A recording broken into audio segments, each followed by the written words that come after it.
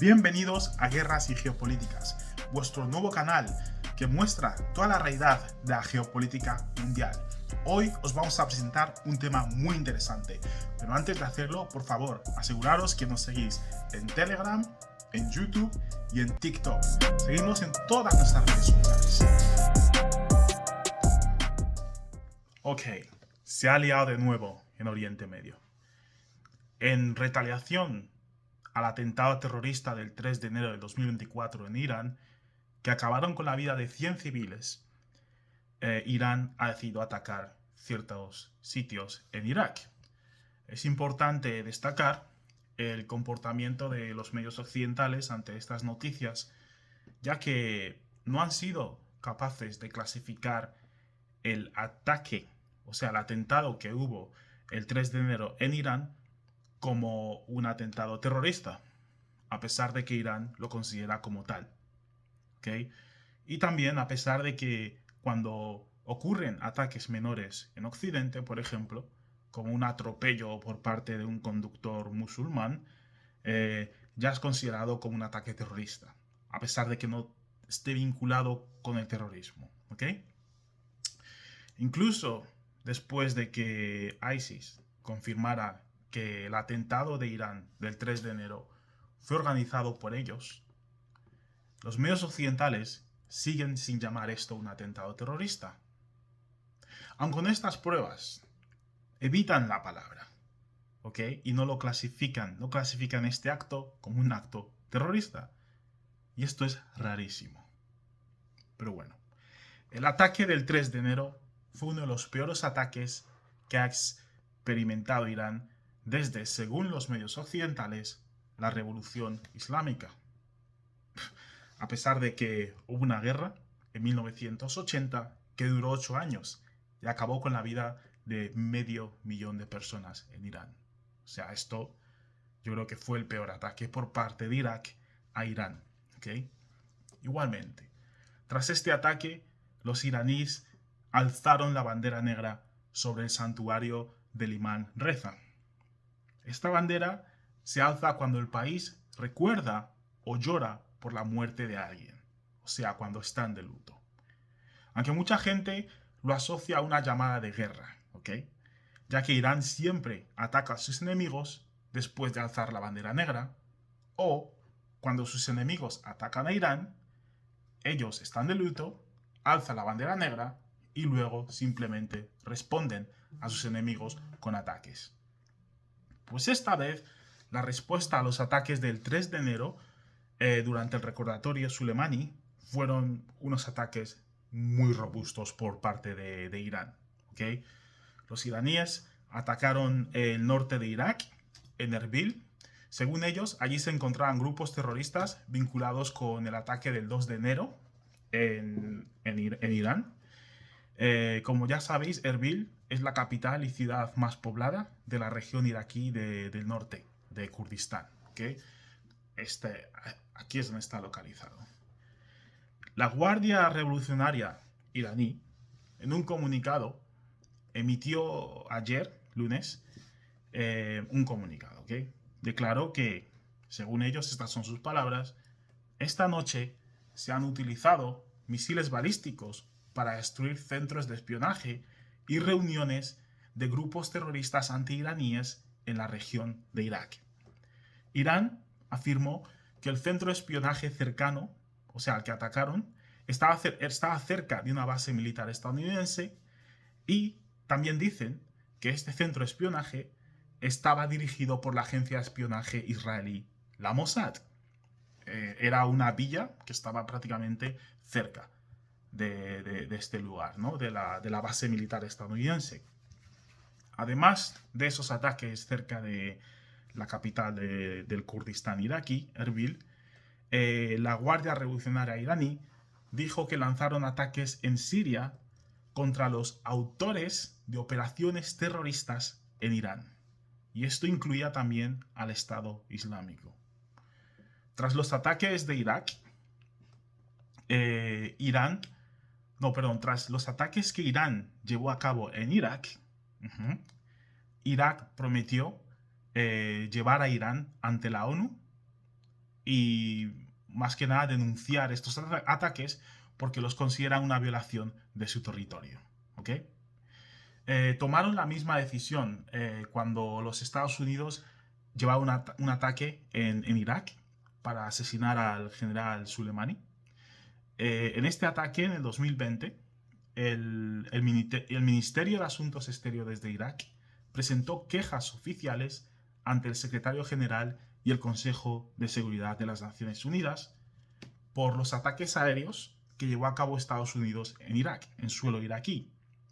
Y en estos ataques, como ya sabéis, murieron el general iraní Qasem Soleimani y varios líderes de las milicias chiíes iraquíes. Pues los iraquíes se quejaron de los ataques y agresiones estadounidenses contra las posiciones militares iraquíes y el asesinato de mandos militares iraquíes y aliados de alto nivel en suelo iraquí. Y esto lo dijeron en un comunicado de uno de sus ministerios. Pues bueno, parece ser que han hecho algo parecido con los ataques que ocurrieron ayer por parte de Irán. Pues tras los ataques de ayer, el líder del Partido Democrático del Kurdistán, el PDK, se llama Masoud Barzani, ¿ok? Pues él calificó de excusa infundada las razones que dio la Guardia Revolucionaria iraní para atacar la capital del Kurdistán, Erbil, y pidió a Irán que vinieran a ver los daños que habían causado con sus propios ojos. ¿Okay? Esto es lo que él dijo. También dijo y añadió que nuestra paciencia no es ilimitada.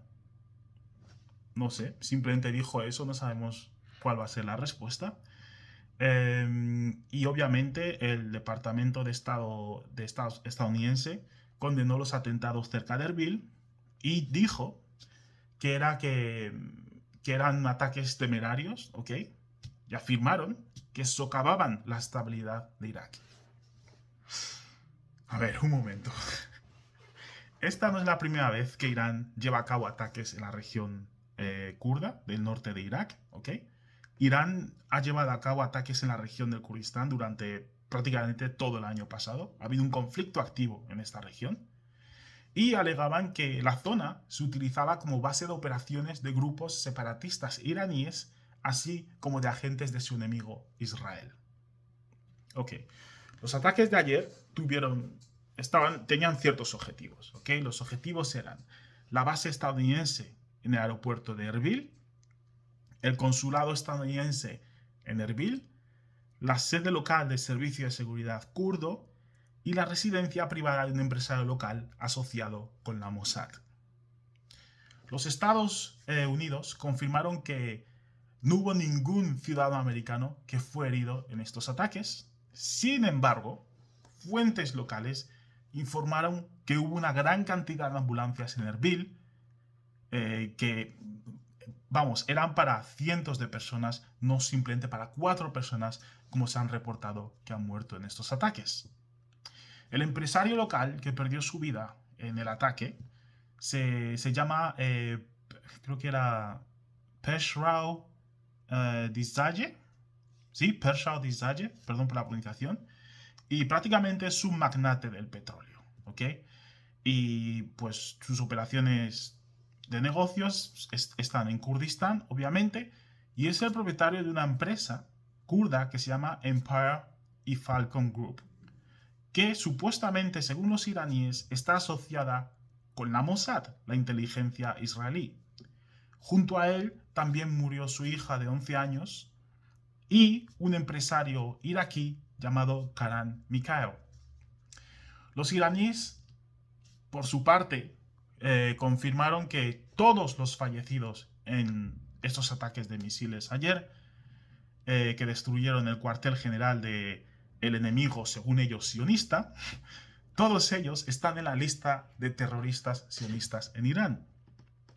Los dirigentes de la Guardia Revolucionaria iraní y sus fuerzas de seguridad no vacilarán ni se avergonzarán de defender la seguridad de Irán. Esto es lo que dijeron en un comunicado al pueblo iraní en el que justificaron los ataques en los cuales murieron estos empresarios y parece ser un daño colateral o un daño sin más fue la hija de este empresario, que según los iraníes tiene conexiones con Israel. Entonces, los iraníes atacaron también la sede principal del partido de Turquestán. Según los iraníes, allí se entrenaban terroristas en los campos de esta sede y luego eran transportados por los estadounidenses a Afganistán, cerca de la frontera iraní, para llevar a cabo atentados terroristas dentro de Irán. Así que ellos vinculan esto con el atentado que ocurrió en Irán. Según informes, o digamos, según informaciones no confirmadas, se iba a celebrar una reunión en el edificio atacado por la Guardia Revolucionaria iraní, en Erbil. En este edificio es el que se encontraba el magnate kurdo y el hombre de negocios iraquí. Junto a ellos había 4 oficiales de alto rango de la Mossad, según los iraníes, algunos separatistas e incluso miembros de ISIS. Ya os digo, todo esto acorde con la versión de Irán. A ver, ¿quién era este magnate kurdo? Al parecer, Peshrau Dizaye desempeñó un papel importante en la facilitación de las relaciones comerciales, especialmente en el sector petrolero, entre Israel y algunas entidades de la región iraquí del Kurdistán. Y parece ser que estos vínculos son los que hicieron pensar a los iraníes que este hombre estaba vinculado o era un espía de la Mossad. Entonces, ¿por qué atacaron los iraníes a Siria y qué vínculos hay entre el Kurdistán iraquí y el Kurdistán sirio y Irán, o los ataques que dice Irán que están llevando a cabo estos grupos terroristas? ¿Recordáis en otros vídeos que os mencioné que las fuerzas estadounidenses están estacionadas en el norte de Siria? Esta es otra región la cual busca separarse de Siria y crear su propia nación. También es una región kurda. Al igual que en el norte de Irak, ambas regiones kurdas son apoyadas por Estados Unidos. Y en el caso de Siria, permiten que los americanos estén estacionados en su región, como os hemos dicho antes, robando petróleo. Durante la guerra de Siria, las fuerzas democráticas sirias, las FDS, dirigidas por kurdos, se enfrentaron continuamente al gobierno de Assad y a los miembros de tribus árabes alineadas con el Consejo Militar de Deir Azor, que es la región en la que se encuentran las bases americanas. Los kurdos culpaban al gobierno sirio de Bashar al-Assad por permitir a estos grupos tribales árabes atacar su región. Pues la verdad es que hubo muchas ciudades, muchos pueblos en la región de Deir Azor que mayoritariamente estaban ocupados por árabes, en los cuales hubo una masacre durante la guerra de Siria.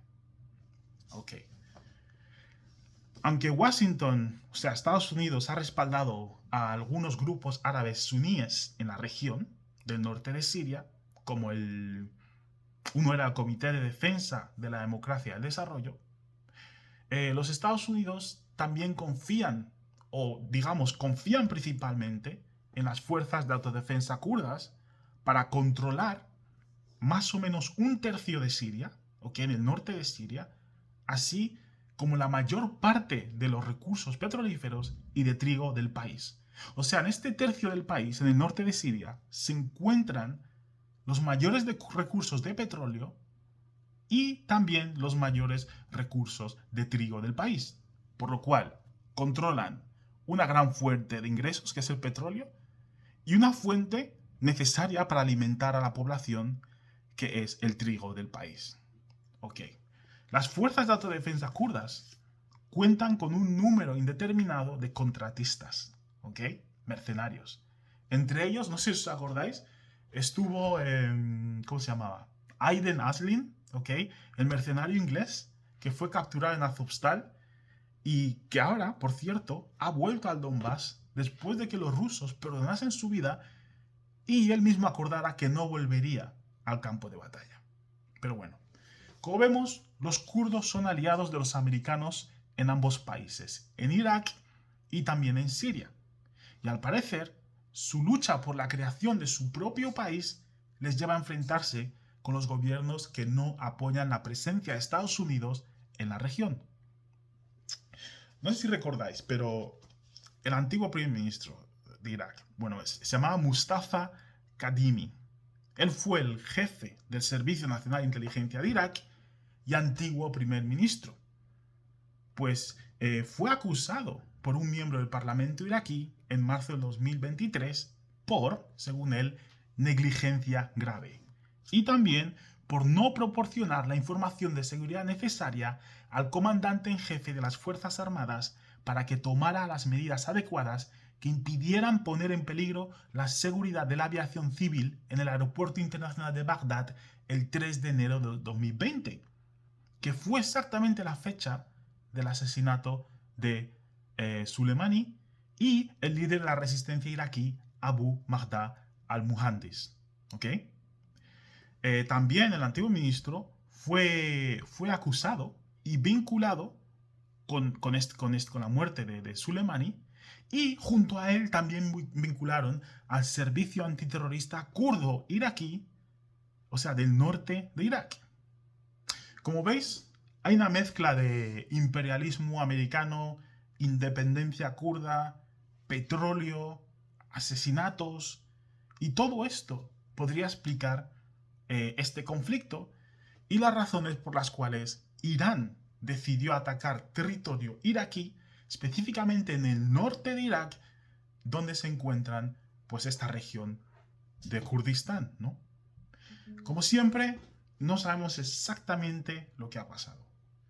Y solo hay una persona que lo puede explicar. En este caso, no es Ursula von der Leyen, ¿ok? En este caso, la única persona que puede explicar esto es Barack Obama. Aquí os dejamos.